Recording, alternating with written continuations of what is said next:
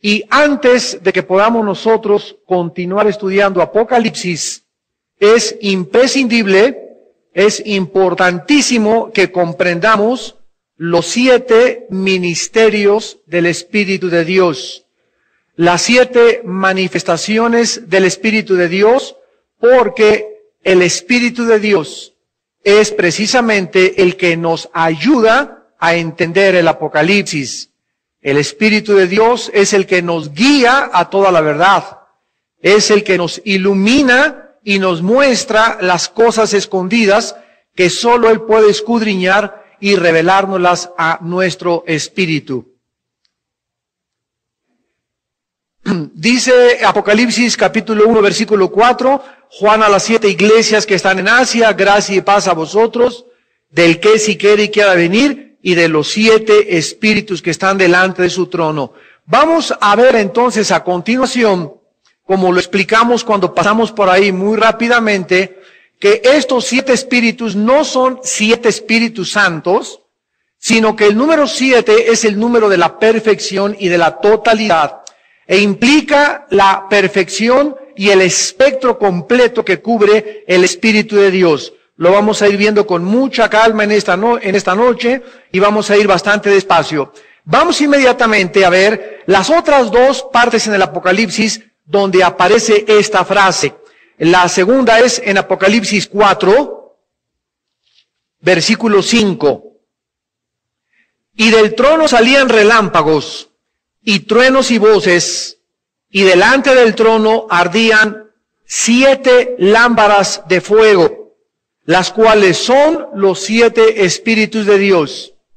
Cuando Juan da la introducción al libro de Apocalipsis en el capítulo 1, simplemente menciona, gracia y paz a ustedes, del que es y quiere y que ha de venir, y de los 7 espíritus de Dios. O sea, aquí está haciendo una separación, ¿verdad?, entre el Padre y el Espíritu, mostrándonos la diferencia de ministerios y mostrándonos que el Espíritu tiene un ministerio especial, y lo menciona como los 7 espíritus.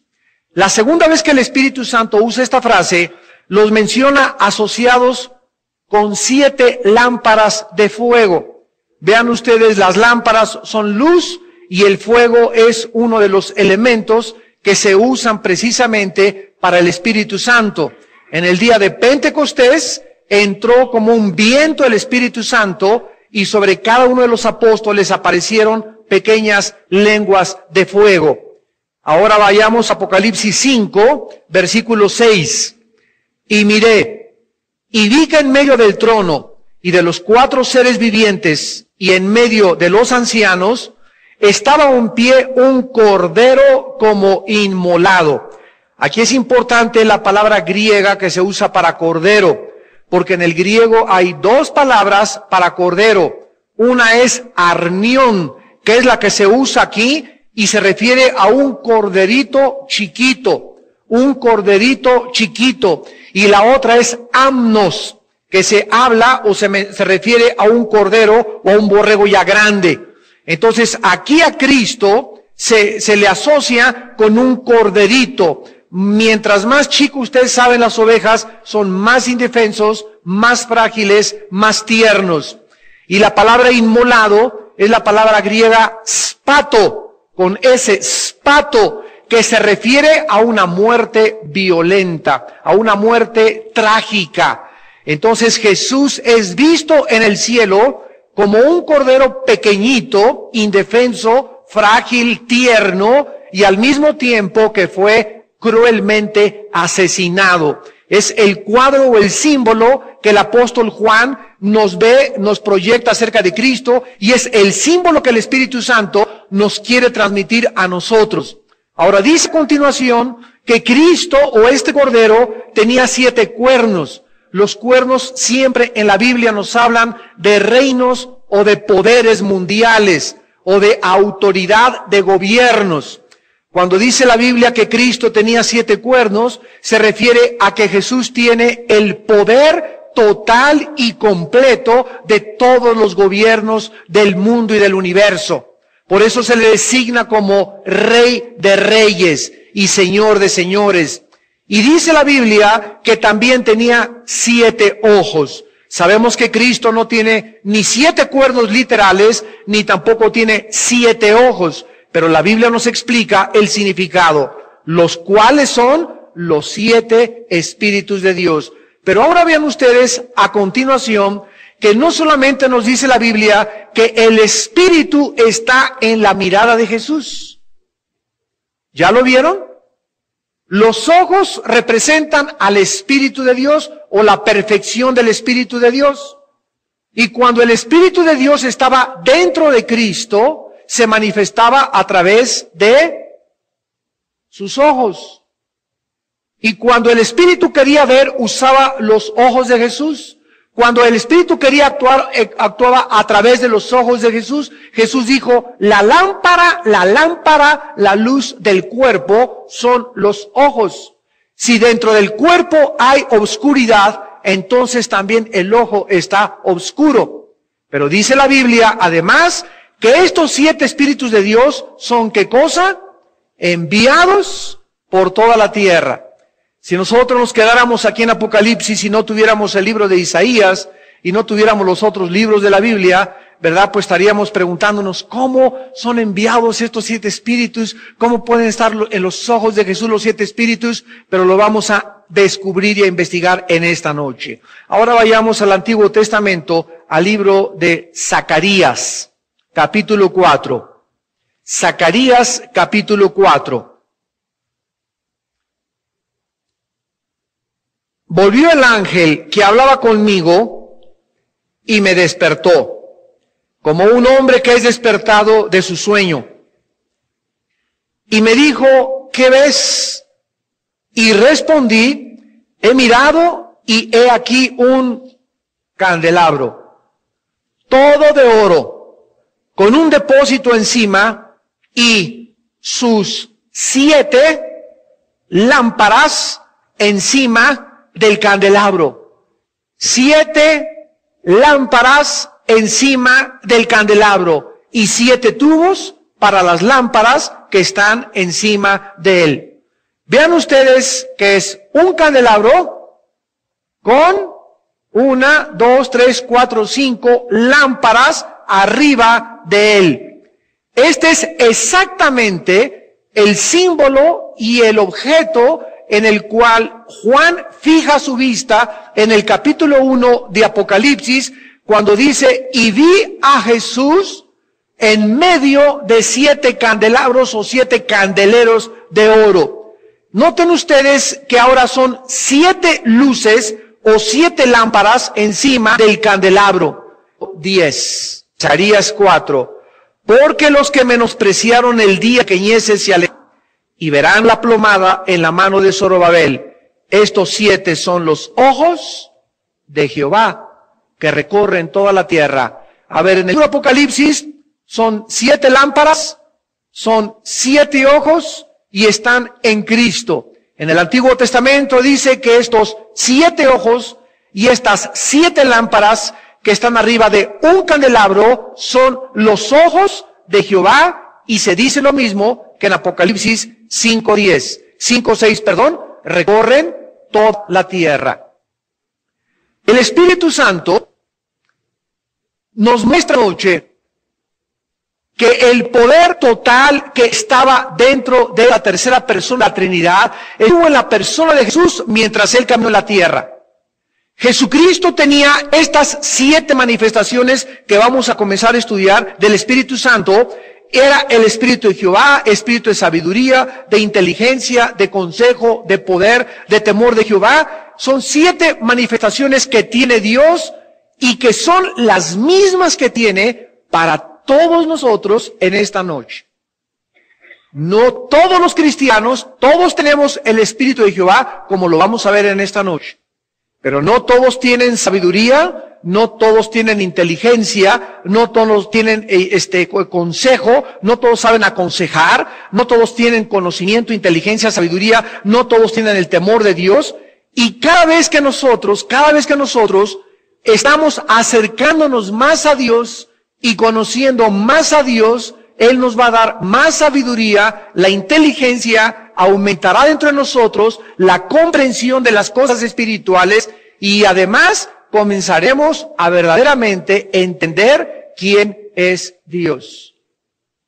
La Biblia dice que estos espíritus recorren toda la tierra porque este espíritu de sabiduría, este espíritu de inteligencia, este espíritu de consejo, Dios está en esta noche y todos los días sobre los ojos de todos los seres humanos, principalmente nosotros los cristianos y los creyentes, para ver, voy a ver si Panchito le puedo dar la inteligencia. Y andan recorriendo la tierra, vamos a darle a esta iglesia espíritu de sabiduría, o a esta muchacha espíritu de consejo, o a esta de inteligencia, dependiendo en la situación en la que Dios nos encuentre todos los días, es en la forma como nos bendice.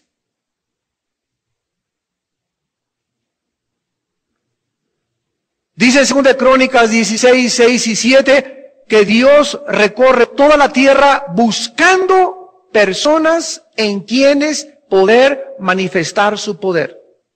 Que tengan un corazón recto para con Él. Dios pasa en septiembre por la casa de la familia González. A ver, cómo anda la familia sin devocionales. Quiero que sepan algo. La Biblia nos muestra en Zacarías y nos muestra en otros libros de la Biblia que Dios tiene como jinetes y como mensajeros que recorren toda la tierra y le llevan todo el reporte y las noticias de lo que pasa en cada ciudad, en cada casa, en cada iglesia, en cada país a Dios. Y así como hay un ejército de seres espirituales que le están reportando a Dios todo, absolutamente, lo que está aquí en la tierra, de la misma forma, Satanás, como lo enseña Job 1 y Job 2, recorre toda la tierra, todos los días, recogiendo los reportes de sus principados y de sus gobernantes y de sus demonios para elaborar planes y estrategias y combatir los planes y las estrategias de Dios. Entonces Dios recorre, en septiembre pasó a la familia González, a ver, no, pues ya tienen desde junio, julio y agosto la familia González, que ni devocionales, este hombre que es el jefe de la familia, sigue con sus películas pornográficas, sigue con sus revistas, sigue pegándole a su esposa, no es el jefe de la familia, y se van, y Dios no bendice a esa familia. Y luego en octubre viene una crisis financiera, está la familia González, Señor, ayúdanos, y levántanos, y danos trabajo, y mi hijo chocó, y pasó estas cosas, y ellos no entienden que necesitan rehacer su vida, arrepentirse y comenzar a caminar para que Dios comience a darle a esa familia González, o a esa familia Ramírez, o a esa familia X, las cosas que necesitan para la vida espiritual. Pero si tú no tienes una actitud que esté demostrándole a Dios que estás cambiando, que estás creciendo, que estás desarrollándote, que quieres la santidad, que amas la pureza y que estás luchando por eso, no recibes nada del Espíritu de Dios. Dios está buscando a quien darle más y más y más y más, pero Dios trabaja bajo una ley. Él no le puede dar algo a aquel que está reteniendo o al que ha enterrado sus talentos. Es una ley inexorable espiritual y física también. El que no tiene, aún lo que tiene le será quitado. Pero al que tiene y da, le será dado más. Y no solamente en el área del dinero, en el área del tiempo, en el área del amor, en el área de misericordia. Los ángeles vienen, vamos a sumarnos a Pancho. A ver, en esta semana, ¿a quién ha amado Pancho? ¿A quién ha abrazado? ¿A qué amigo abrazó? ¿Por quién oró? ¿Por quién se interesó? ¿Fue a la cárcel a visitar a alguien? ¿Fue a algún hospital y se preocupó por alguien? ¿Le dio un raite o un aventón a alguna persona? Todos los detalles de nuestra vida están perfectos. No os canséis de hacer el bien. Un vaso de agua que des está registrado en el reino de Dios. A su tiempo segarás si no te cansas de hacer el bien. Ahora, vayamos a Isaías 11 y comencemos a estudiar el Espíritu de Jehová, que es el primero. En Isaías 11, versículo 2, se nos enseñan las 7 características del Espíritu Santo. El espectro completo, la perfección del Espíritu de Dios. Isaías 11:2. Y vamos en esta noche tal vez a estudiar uno o dos, si nos da tiempo. Y dice, vamos a ver desde el versículo 1, saldrá una vara del tronco de Isaí. Dios se había dicho que de Abraham vendría el Mesías. Alguien podría decir, oye, pero Abraham tuvo mucha descendencia. Y nos contesta Dios, bueno, vamos a resumirla, va a salir, no de todos, de Isaí, de Isaac, no de Ismael. Bueno, sí, Señor, pero Isaac va a tener mucha descendencia. Bueno, vamos a reducirla a Jacob, vendrá de Jacob. Bueno, Jacob tuvo 12 hijos. Bueno, dice el Señor, y de los 12 a Judá. Bueno, también Judá tuvo mucha descendencia. Bueno, ahora busquen en la casa de Isaí. Pero Isaí tuvo 7 hijos, busquen en la familia de David. Y Dios nos fue estrechando y estrechando y estrechando las profecías para que supiésemos perfectamente bien cómo reconocer al Mesías.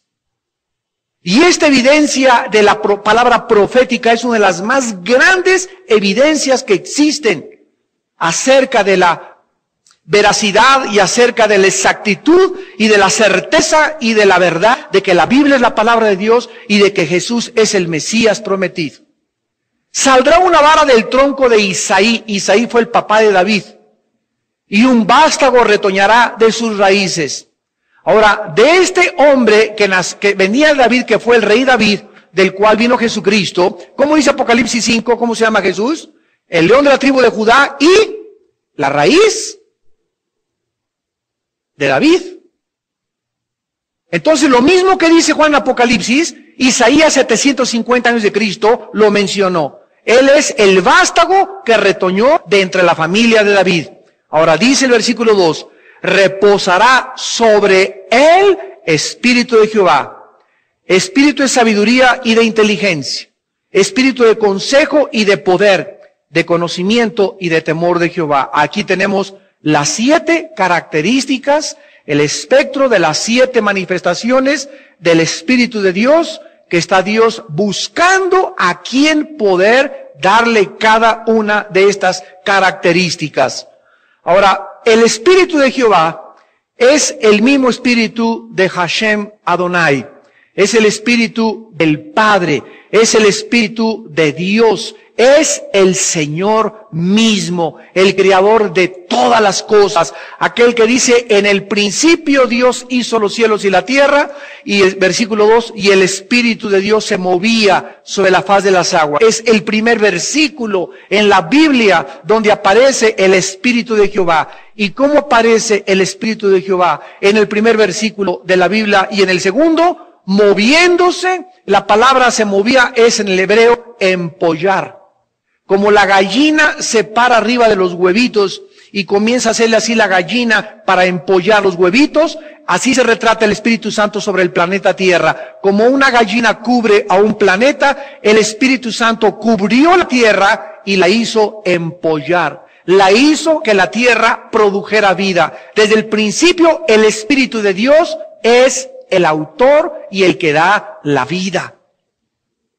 Es el Espíritu que dice en Juan 4:24, mi Padre es Espíritu, dijo Jesús. Dios es Espíritu, y los que le adoran en espíritu y en verdad le tienen que adorar. Es el Espíritu de Isaías 40, versículo 13, que dice, preguntando el profeta, ¿quién enseñó al Espíritu de Jehová o le aconsejó enseñándole? Ese Espíritu de Jehová, no hay nadie en el universo que pueda enseñarle nada. Nadie ni nada, nadie le pueden enseñar. Imagínense ustedes quién puede ser superior al Espíritu de Jehová, al Espíritu de Dios, o quién le puede aconsejar. Oye, pues te aconsejo que no hagas eso. Te aconsejo que hubieras cambiado mejor de plan y no hubieras permitido eso que pasó allá abajo en la tierra. Cualquier duda que tengamos nosotros de por qué Dios actúa así, nos coloca como maestros de su Espíritu. Cualquier sugerencia que tú digas en tu corazón, en lo profundo, pues si yo fuera el pastor, yo me fijaría mejor en lo que está haciendo. Y él no se fija que yo también puedo ser pastor. Si fuera yo pastor, le recomendaría aquellas cosas. Y si yo fuera Dios, no hubiera permitido tanta gente muerta en inundación en Campeche. Ay, qué feo. Y porque si Dios es tan bueno, ¿por qué cosas tan feas hace? ¿Y por qué permite las guerras? ¿Y por qué si es todopoderoso no detiene al diablo? Y todas estas cuestionamientos que están en nuestra mente y que son válidos si se los haces a Dios y le dices, Señor, todas estas preguntas que tengo, necesito que me las respondas, pero si se las haces desafiándolo y retándolo e insinuándole, lo que estás haciendo no me parece bien, es más, bájate y aquí ponte y déjame subir a tu trono y yo hago las cosas mejor en el universo.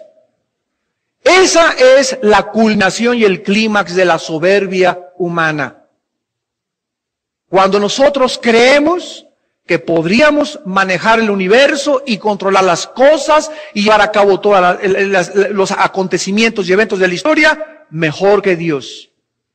En ese momento nosotros nos ponemos como maestros de Dios.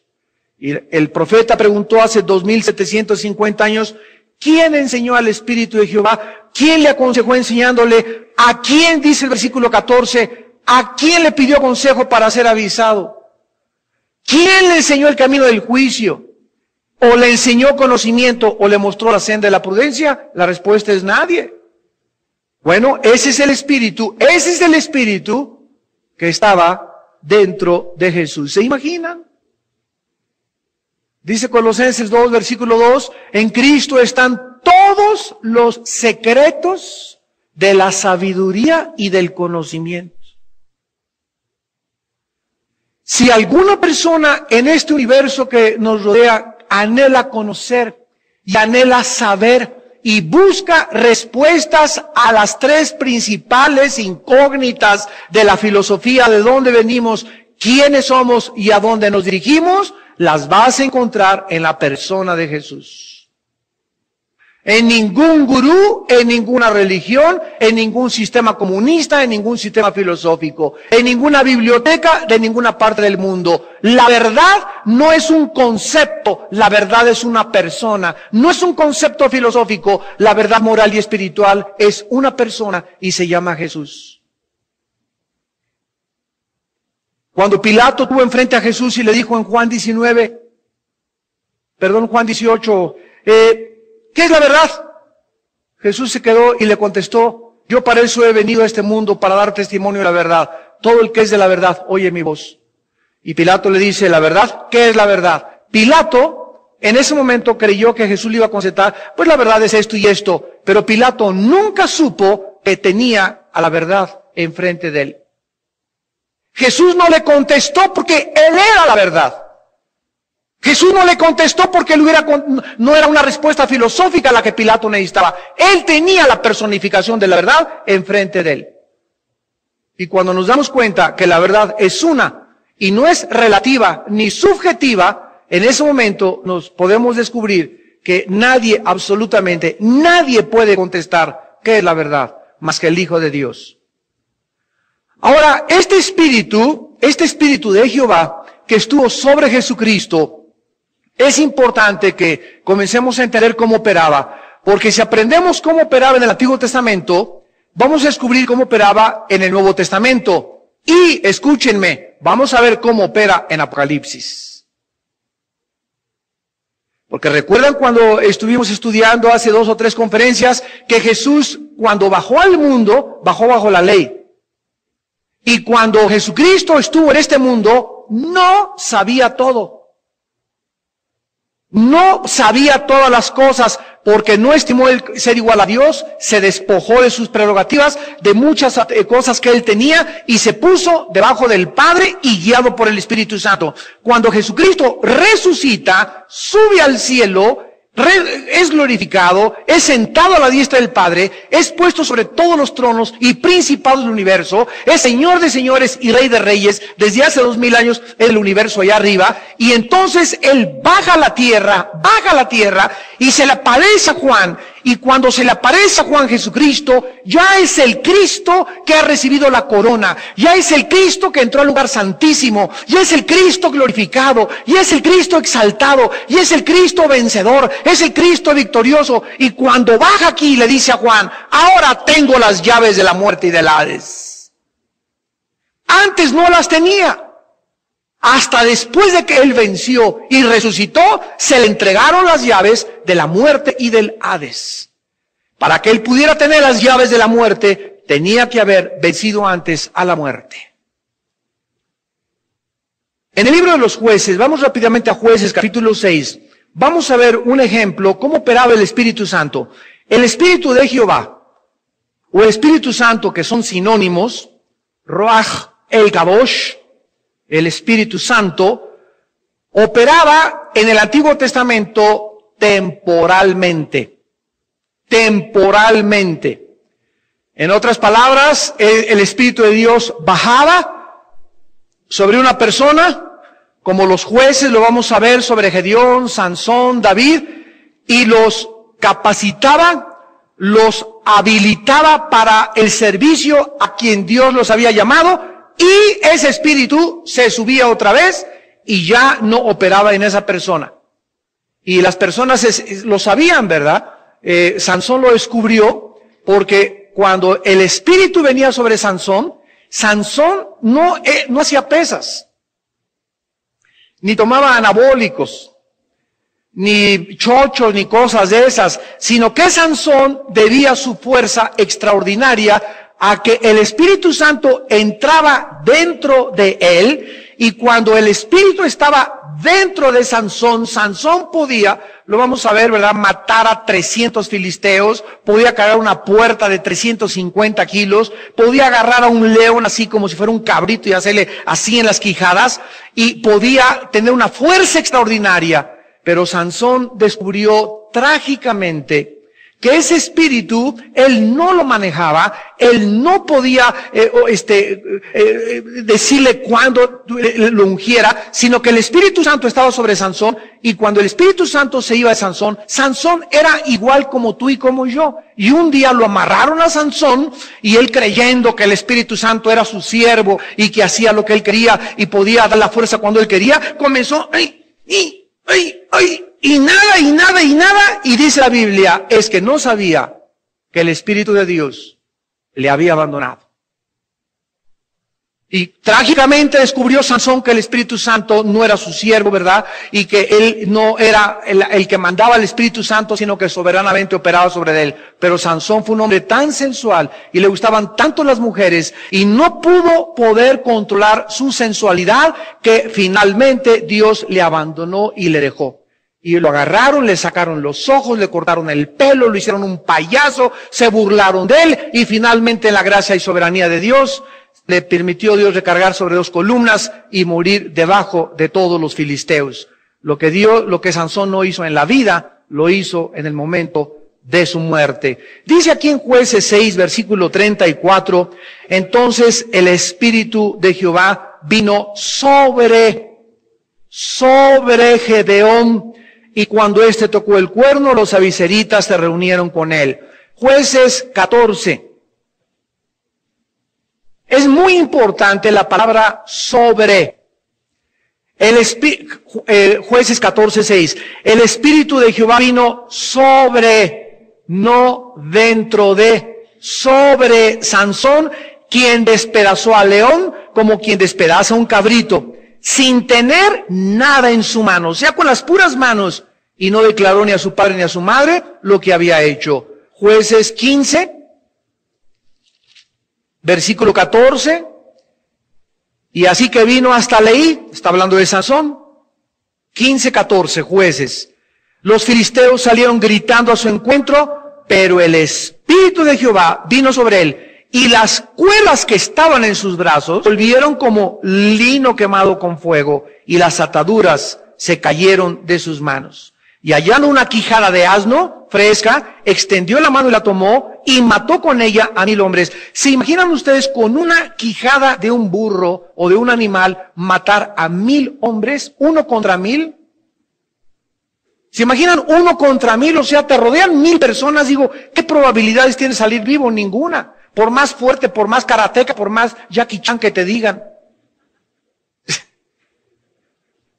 Pero era porque el Espíritu venía sobre él. Ahora vayamos a 1 Samuel.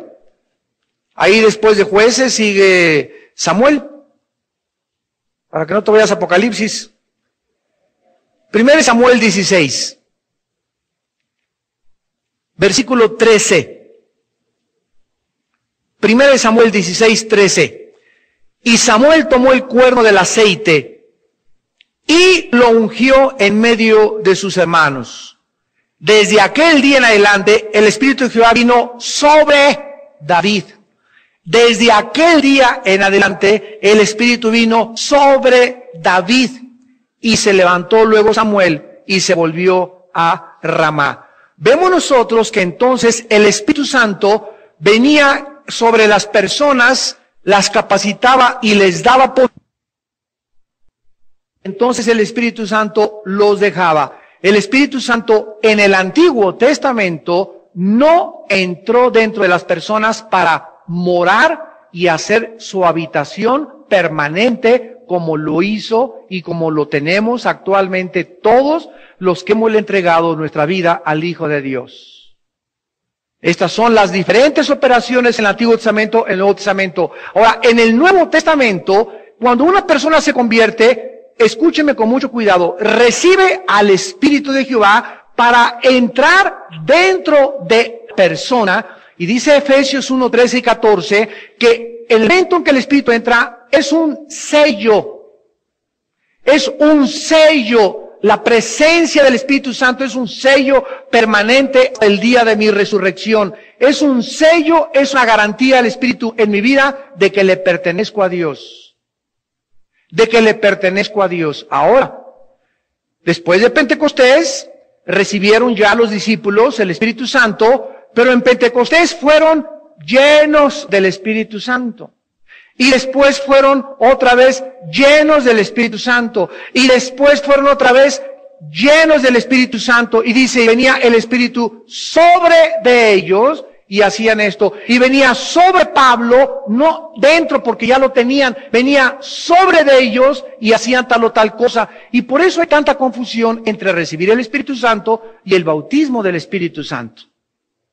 ¿Cuál es la diferencia? Bueno, dice, hay 2 pasajes, Romanos 6 del 1 al 4 y 1 Corintios 12, 13.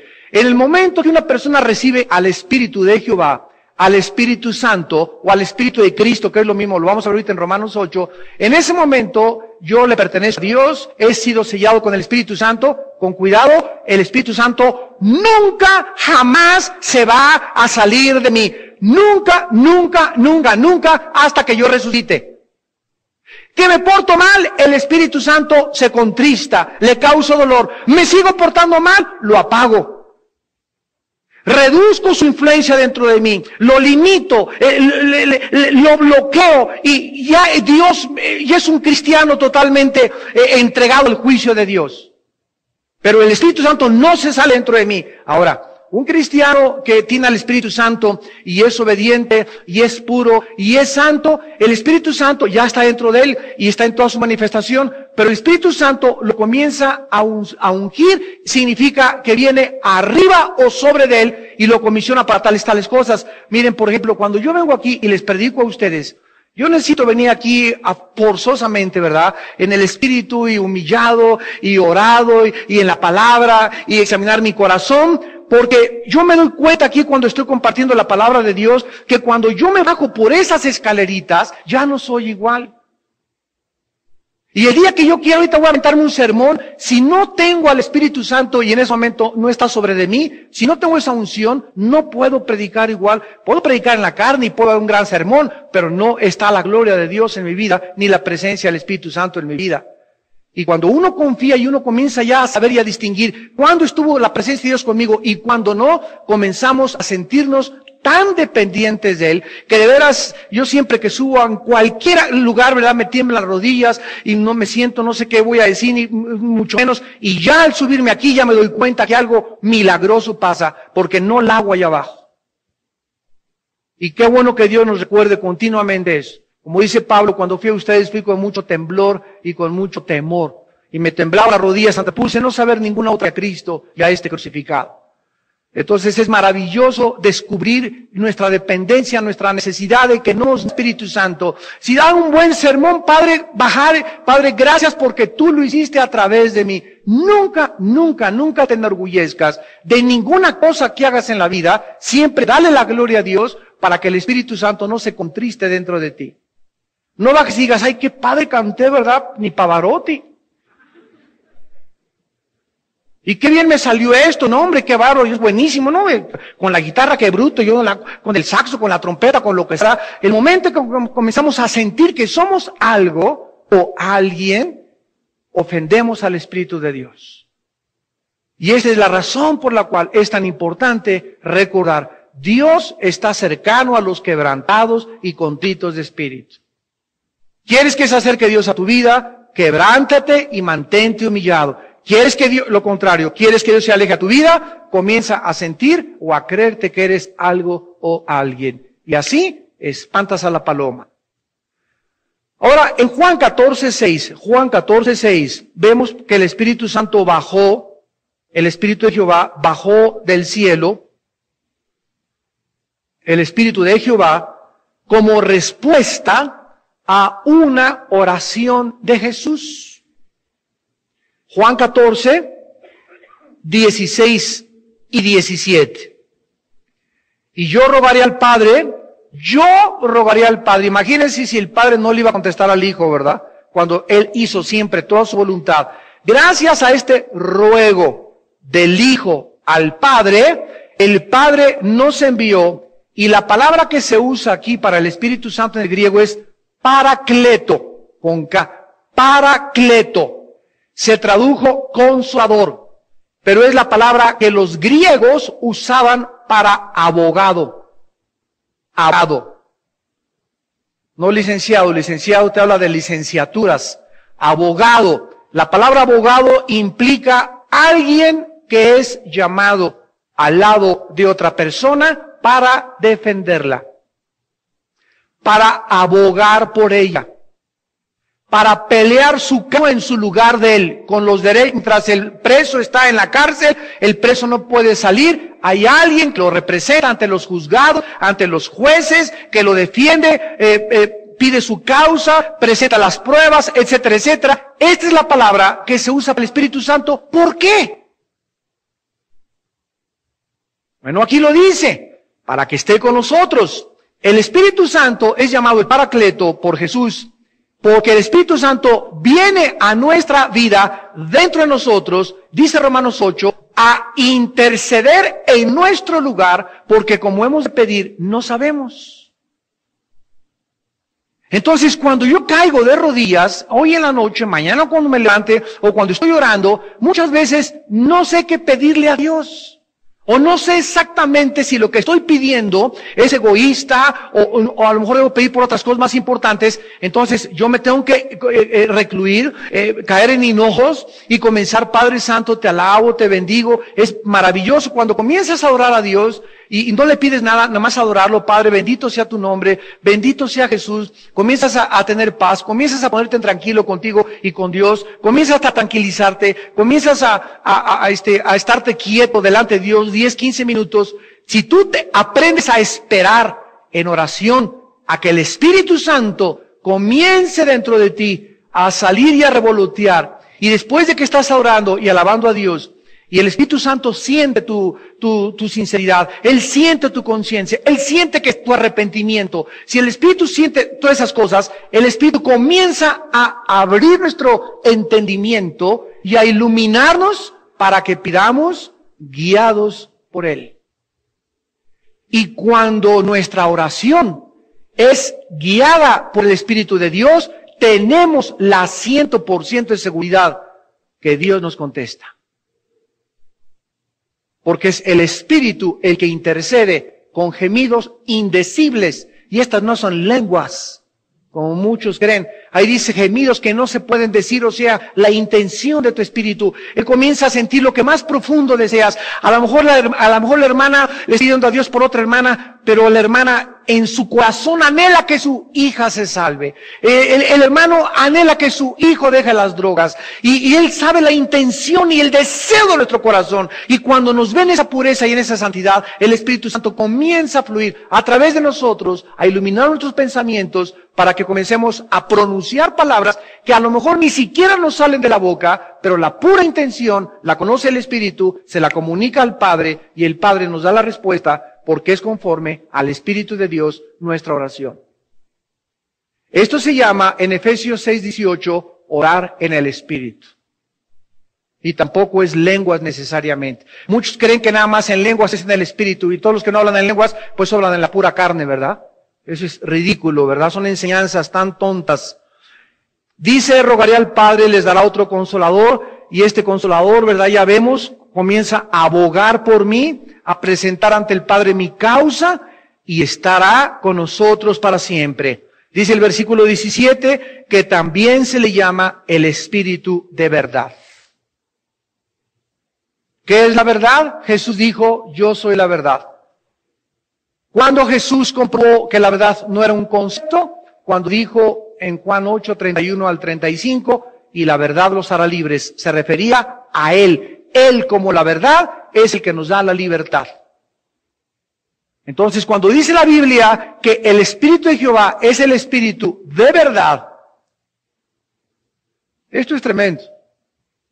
Nos está revelado que hay una sola verdad en el universo. Miren, el discurso de bienvenida de una de las principales universidades de Estados Unidos a los estudiantes el primer día.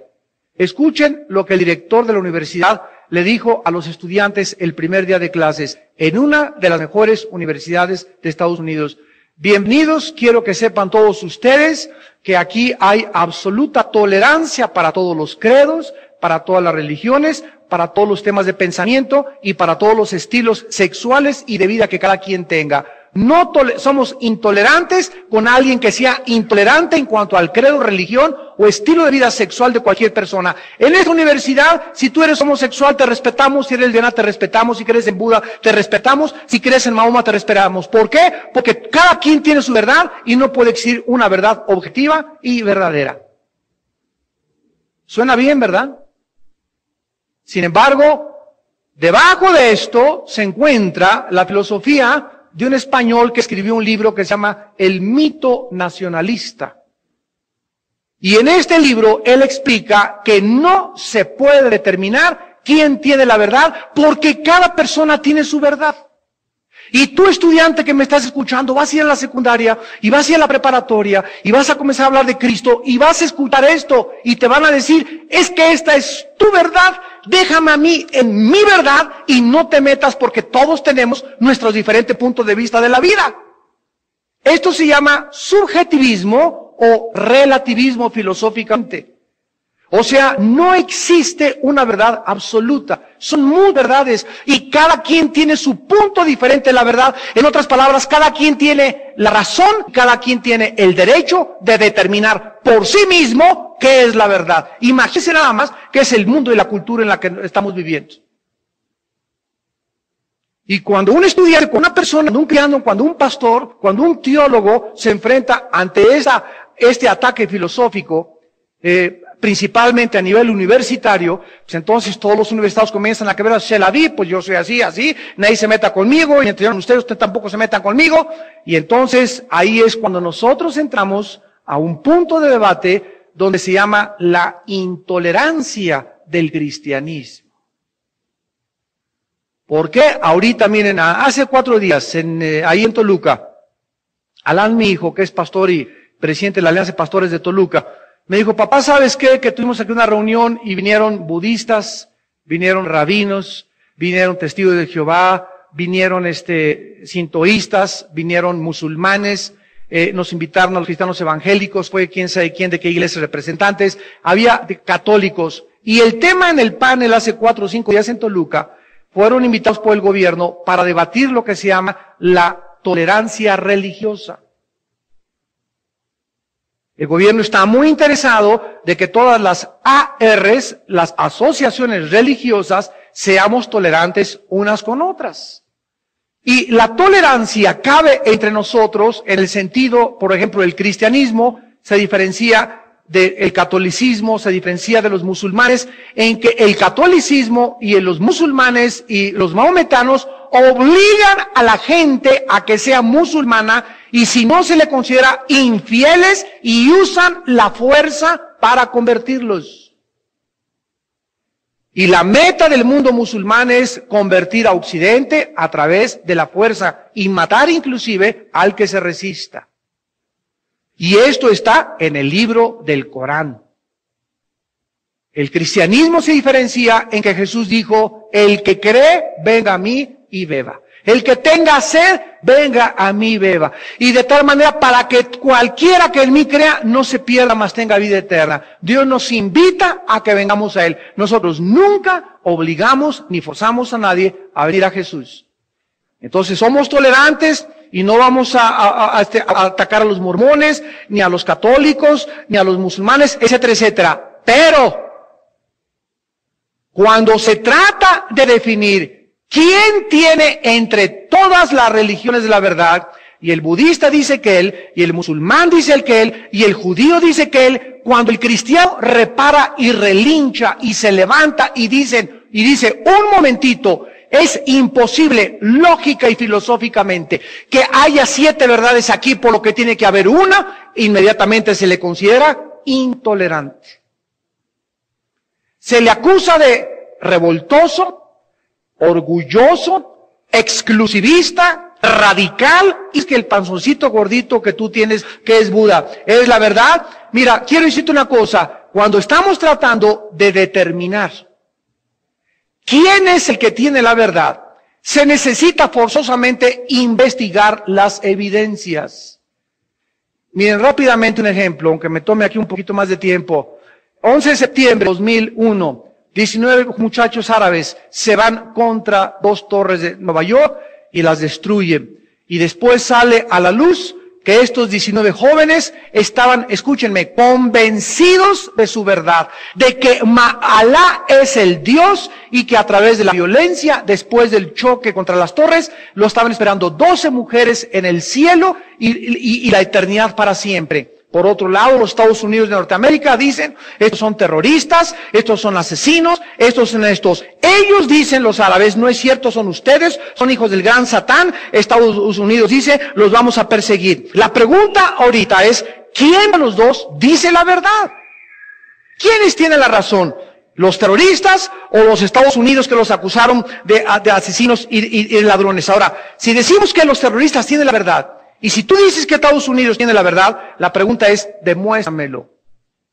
¿Basado en qué cosas? Porque basados en su religión, ellos estaban totalmente seguros, convencidos, al grado que la noche anterior se les mandó una carta de los dirigentes árabes, tal vez de Bin Laden, que decía, jóvenes, acuérdense que mañana pórtense como héroes, los espera el paraíso, muerte a los infieles, y tengan valor y nunca retrocedan para atrás. Todos leyeron esta carta 24 horas antes y estaban tan convencidos que se fueron con una frialdad y con una certeza de que realmente el suicidio era para ellos lo mejor. Por otro lado, condenamos esto en Occidente. ¿Quién tiene la verdad? Bueno, nosotros tenemos que investigar, en primer lugar, quién está detrás de ellos, y detrás de ellos está Mahoma. Y detrás del otro punto de vista está la Biblia. Si nosotros no tuviéramos la Biblia, entonces la verdad sería relativa, porque unos dirían, los nazis estaban convencidos, ellos, y quién lo puede dudar, de que la raza aria iba a ser la raza que conquistaría el mundo. Occidente dijo, no es cierto, vamos a atacarlos, y quitaron a Hitler del poder. Agarraron a los sobrevivientes, los llevaron al juicio de Nuremberg, en Alemania, en Berlín, y los pusieron bajo la Corte de Justicia Internacional de la Haya, y les reclamaron que por qué haber matado. Los generales alemanes, ex-nazis, se pararon y contestaron al Occidente, es que para nosotros los judíos eran ratones, para ustedes simbolizan algo, pero ustedes no tienen el derecho de quitarnos el punto de vista que tenemos de los demás seres humanos en el mundo. Y sácalos de ahí.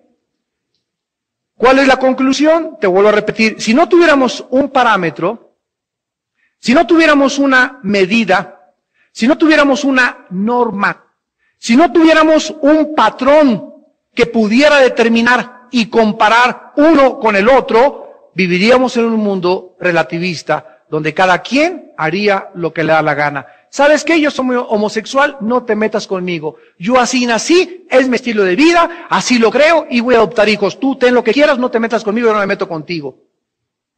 Y cada quien, repito, tendría su verdad relativa. Desgraciadamente no es así. ¿Por qué no es así? Porque Dios intervino en el escenario humano, mandó a Jesucristo, nos dejó la Biblia y encontramos en la Biblia el único libro que contiene verdades absolutas.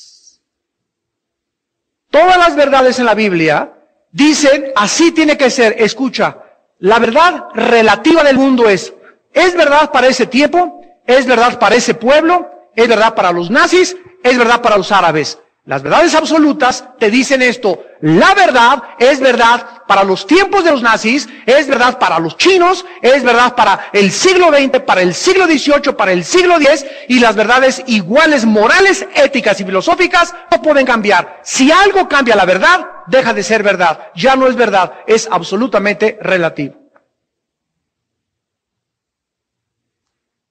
Y cuando nosotros no entendemos, mañana voy a hablarles a los jóvenes en el campamento de esto, de las convicciones y de la filosofía relativista y del objetivismo que existe actualmente dentro de los creyentes cristianos y que debe existir, porque la verdad cristiana es una verdad objetiva, no es una verdad subjetiva, relacionada o dependiendo del ser humano o de los cambios del ser humano. Y este es el mensaje que el mundo necesita. Porque este mensaje no lo puede comunicar nadie más que la Biblia. Y tú lo tienes en tu casa y yo lo tengo en mi corazón. Pero muchos no lo conocen lo suficientemente bien para defenderlo. Y para ver la objetividad, y para ver la claridad, y para ver la transparencia, y para presentarle al mundo y mostrarle. Y esto hace enojar al mundo, repito, porque el mundo no quiere que haya un patrón, ni haya una verdad absoluta, ni haya una realidad a la cual enfrentarse, que es Dios. ¿Y qué es lo que ha hecho el mundo? Sustituir, Romanos 1, la verdad por la mentira. Dándole culto mejor a la criatura. El ser humano, en lugar de adorar a Dios, buscan a un líder religioso vestido de blanco, o buscan a uno pelón, o buscan a uno gordito, o buscan a algún ave, o buscan al cielo, o buscan la luna, o se van a Teotihuacán a adorar al sol. Pero el ser humano está buscando desesperadamente a través de quien canalizar esa conciencia que Dios nos ha dejado dentro de nosotros y que se llama en el libro de Eclesiastés capítulo 4, la eternidad. Dios puso la eternidad dentro de nosotros, para que nosotros supiéramos que hay un vacío muy profundo en nuestra vida y que necesitamos llenarlo, y el único que lo puede llenar es el Hijo de Dios, Jesucristo. Y finalmente, vamos rápidamente a Romanos 8, les quiero enseñar que este Espíritu de Jehová es el Espíritu que moró en el Hijo, y es el Espíritu que mora en nosotros. ¿Se acuerdan ustedes que en Isaías 61, el profeta hablando de Cristo dijo, el Espíritu de Jehová el Señor está sobre mí? ¿Recuerdan, verdad? ¿Está qué? Sobre mí. ¿Cuándo recibió Cristo al Espíritu de Dios? Cristo tenía al Espíritu de Dios desde que nació. Pero caminó Cristo 30 años, 1, 2, 3, 20, 25, 30 años. Y durante 30 años el Espíritu de Dios estaba dentro de él. ¿Por qué? Porque dice en Hebreos 5 que conforme padeció, aprendió la obediencia a los 12 años, sorprendió con su sabiduría a los intérpretes y a los sabios de la ley en Jerusalén. Ella tenía el Espíritu de Dios, pero vino sobre él a los 30 años en su bautismo en el río Jordán. A los 30 años. Sobre él. Ya lo traía dentro de él. Pero no es hasta que está sobre de nosotros que somos comisionados para el servicio. 30 años Cristo no le habló a nadie del Evangelio. Durante 30 años no sanó ni una tos ni una gripa.